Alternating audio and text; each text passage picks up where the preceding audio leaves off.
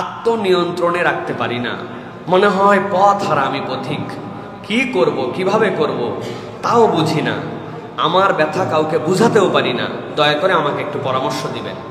প্রিয় ভাইয়েরা, বহু মানুষের এই জিজ্ঞাসা, মনে হচ্ছে আমি যেন ট্র্যাক হারায় ফেলছি, পথ হারায় ফেলছি, আমার যে দিলের ব্যথা এইটুকু মানুষকে বোঝানো যায় না। সত্যিকার কথা ভাই, যার ব্যথা সেই বোঝে, আর যার ব্যথা সেই বোঝার সাথে সাথে আর একজন বোঝে, তিনি কে?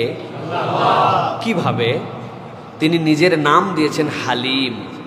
হালিম মানে ওই রব, তোমার অন্তরের ব্যথা যদ্দূর তদ্দূরই তিনি সমান সমান অনুভব করতে পারেন, এই জন্য তিনি হালিম। সুবহানাল্লাহ। আল্লাহর এই নামটা বরকতের নাম, ইয়া হালিম ইয়া আল্লাহ, এইটা বলে ডাক দিবেন মাঝে মাঝে। আমি আপনার জন্য বলবো ভাই, আপনি 3টা স্টেপে আল্লাহর কাছে 3টা ফরিয়াদ করেন।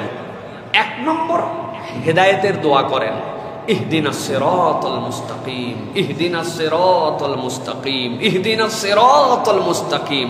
যে হেদায়েত পেয়ে গেল সে সব পেয়ে গেল। সুবহানাল্লাহ। আমরা এটা কেবল সূরা ফাতিহা মনে করছি না, ইহদিনাস সিরাতাল মুস্তাকিম আলাদা ওজিফা, এটা 1 নম্বর আপনার জন্য। 2 নম্বর বলবো প্রিয় ভাইয়েরা, আত্মনিয়ন্ত্রণ। এই যে আমরা আত্মনিয়ন্ত্রণ করতে পারি না জন্যই না আমরা অন্যায়ের মধ্যে চলে যাই, আবেগ আমাদের তখন বেপরোয়া হয়ে যায়। আত্মনিয়ন্ত্রণের জন্য আল্লাহ একটা দোয়া শিখিয়েছেন, আপনি বলেন, রব্বানা আফরিগ আলাইনা সবরান ওয়া সাব্বিত আকদামানা ওয়ানসুরনা।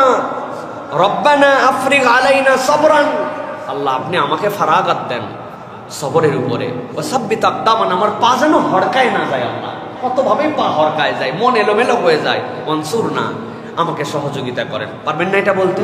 রব্বানা আফরিগ আলাইনা সবরান ওয়া সাব্বিত আকদামানা ওয়ানসুরনা। আর 3 নম্বরে আল্লাহর কাছে আপনি একটা কায় মনোবাক্যে ক্ষমা চান আর নতুন শুরুর জন্য আল্লাহর কাছে কামনা করেন। নবীজি কিভাবে করতেন? সূরা কাসাসের মধ্যে আসছে, রব্বি ইন্নী যালামতু নাফসি ফাগফিরলি, রব্বি ইন্নী যালামতু নাফসি, আল্লাহ আপনার কাছে স্যালেন্ডার করলাম, আমি আমার অন্তরের মধ্যে জুলুম করছি, ফাগফিরলি, আপনি আমাকে ক্ষমা করেন, মানে আবার নতুন করে আমাকে শুরু করার তৌফিক দান করেন। সুবহানাল্লাহি ওয়া বিহামদি। 3টা জিনিস বলেছি, সাথে সাথে আল্লাহর কাছে আরেকটা জিনিস আমরা বলবো, রব্বিগফির ওয়ারহাম ওয়া আনতা আ'আসুল আকরাম। রব্বিগফির, আল্লাহ আমাকে ক্ষমা করে দেন, ওয়ারহাম, আমার প্রতি দয়া করেন, ওয়া আনতা আ'আসুল আকরাম, আপনার থেকে সম্মানিত আর কেউ নাই। কোন বান্দা যদি এইগুলাকে তার জীবনের ওজিফা বানায়, আল্লাহ কবুল করার জন্যই এইটা আপনার আমার জন্য দিয়েছেন। সুবহানাল্লাহ।